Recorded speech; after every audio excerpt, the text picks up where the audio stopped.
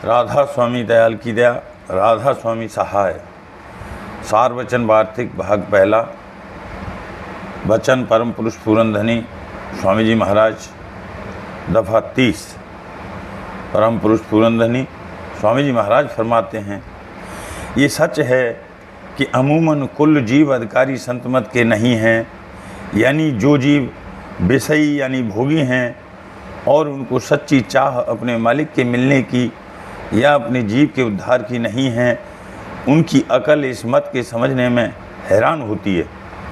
और जो कि पुराने इष्ट पहले से बंधे हुए हैं, उनके छोड़ने और संतों का इष्ट बांधने में उनको दिक्कत मालूम होती है। और चूँकि पंडित और भेक उनको डराते और भरमाते हैं, इस सबब से उनका दृढ़ निश्चय इस मत पर नहीं आता है। और संतों की ये मौज है कि बेजारी होना आम इस मत का बिना निश्चय किए हुए और बिना समझे हुए भेद के पसंद नहीं फरमाते हैं। इस वास्ते कि ऐसा अकीदा फिर वही सूरत पैदा करेगा जैसी कि आजकल अवतार और देवताओं की पूजा में हो रही है। यानी जाहिर में लोग इष्ट राम और कृष्ण और महादेव और विष्णु और शक्ति और ब्रह्म का रखते हैं, और हकीकत में धन और स्त्री और औलाद और नामवरी के आशिक और अधीन रहते हैं। अपने इष्ट के हुक्म का कुछ ख्याल भी नहीं, और न कुछ उसका खौफ है, और न कुछ उसकी मोहब्बत यानी प्रीत उनके दिल में जगह रखती है।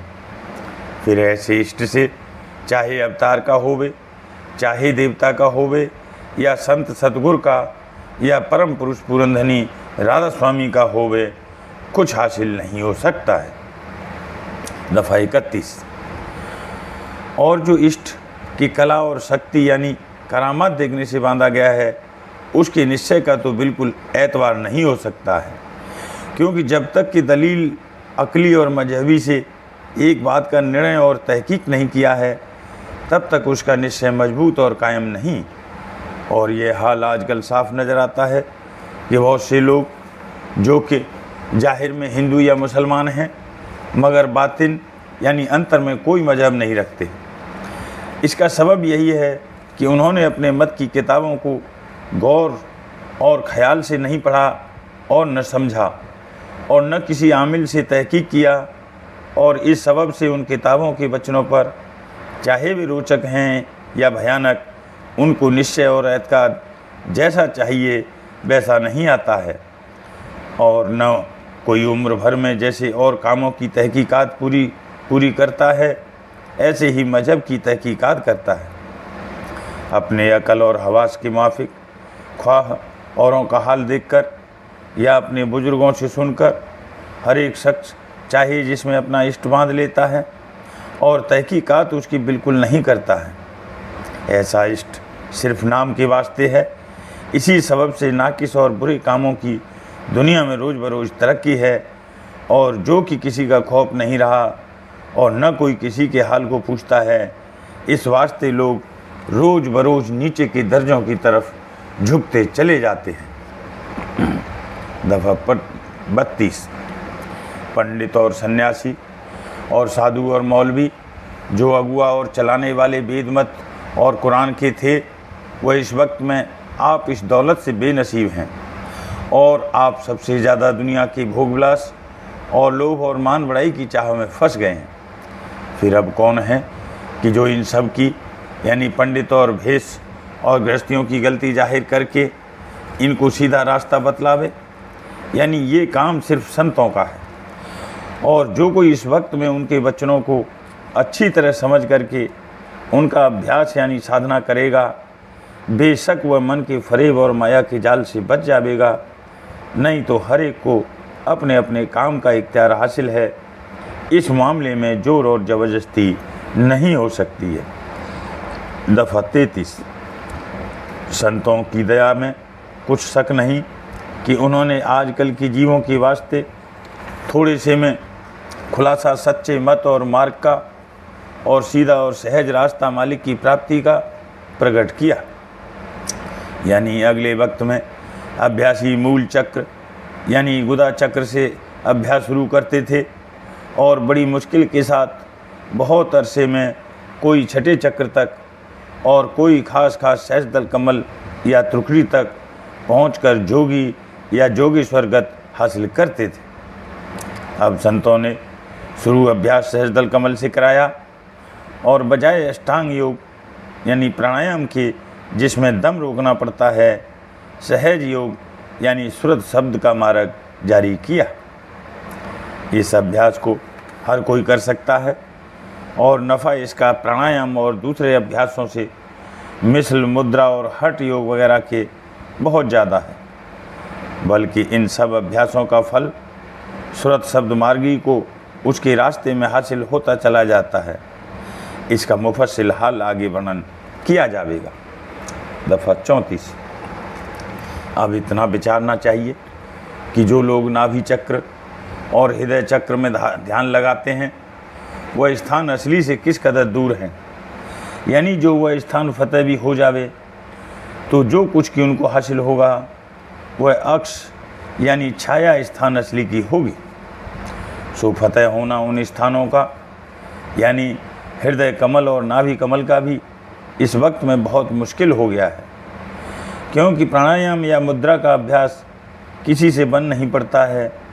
और जबकि इनको भेद स्थान उल्वी का बिल्कुल मालूम नहीं हुआ और दर्जा सिफली को ही उन्होंने दर्जात उल्वी और सिद्धांत समझा, फिर वह किस तरह धुर स्थान पर पहुंच सकते हैं और कुल मालिक का पद उनको कब हासिल हो सकता है। इसी वास्ते संत जो कि सबसे ऊंचे और महानिर्मल और पाकिस्तान सत्यनाम और राजस्वामी पर पहुँचे फरमाते हैं कि दुनिया के लोग सब भूल और भ्रम में पड़े हैं, मालिक उनका कहीं हैं और वह कहीं तलाश करते हैं। सो ये तो हाल उन लोगों का है जो कि थोड़ी बहुत अंतर्मुख पूजा और सेवा और ध्यान करते हैं या षट चक्र के बींधने में लगे हैं, और जो बाहरमुखी हैं यानी तीर्थ और व्रत और मूर्ति पूजा में अटके हैं वे तो किसी गिनती ही में नहीं हैं, यानी बिल्कुल गफलत और अंधेरे में पड़े हैं।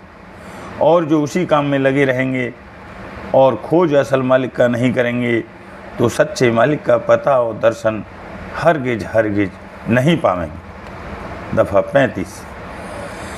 षट चक्र यानी गुदा चक्र से सहस्त्रदल कमल के नीचे तक 6 चक्र गिनती में हैं।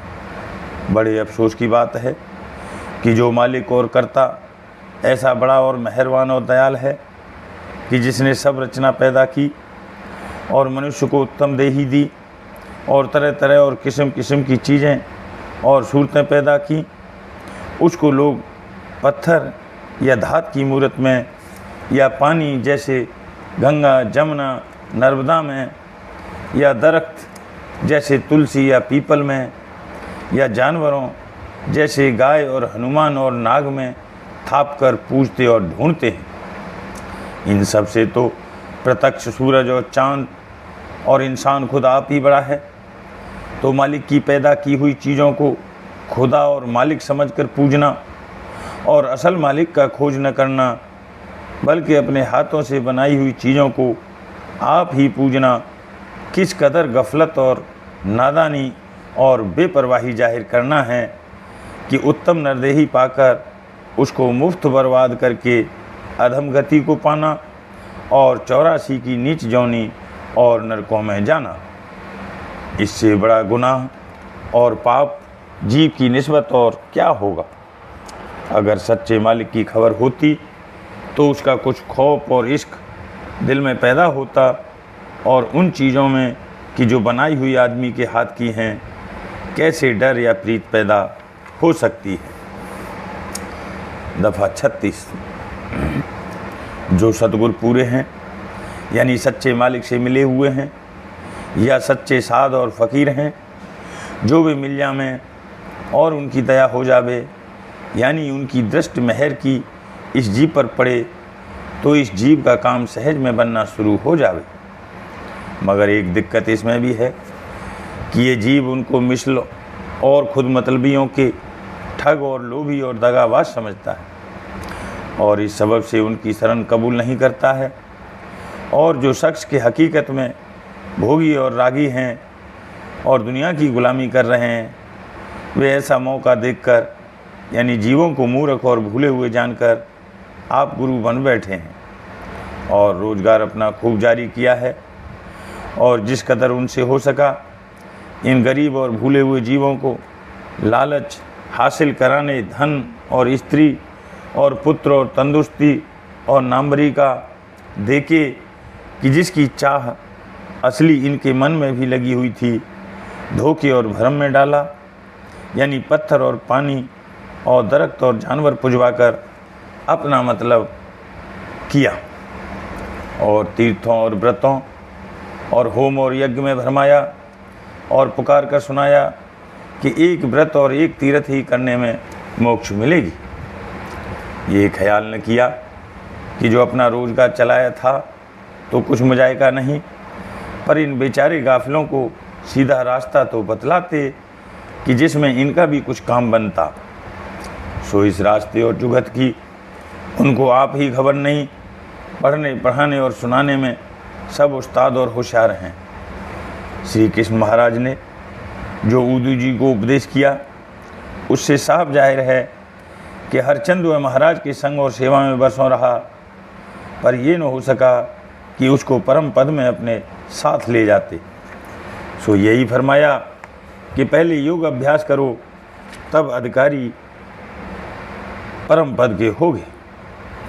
ख्याल करना चाहिए कि जिस वक्त सच्चे कृष्ण महाराज की सेवा और टहल और संग में उद्धव जी से प्रेमी काबिल पहुँचने परम पद के बिना अभ्यास नहीं हुए, तो जो लोग कि कृष्ण महाराज के स्वरूप की नकल पत्थर या धात की बनाकर उसकी सेवा और टहल में अपना वक्त खर्च कर रहे हैं और सहज योग के अभ्यास और सतगुर भक्ति से बिल्कुल गाफिल हैं, वह कैसे परम पद को पहुँचेंगे। और इस पर भी ये हाल है कि गोसाई और पुजारी से लेकर यात्रियों और पूजने वालों तक कोई बिरला सच्चे दिल से निश्चय मूर्त का दुरुस्त रखता है, नहीं तो दुनिया की मूर्त को यानी माया और उसके पदार्थों को सब लोग पूजते हैं और पुजवाते हैं। राधास।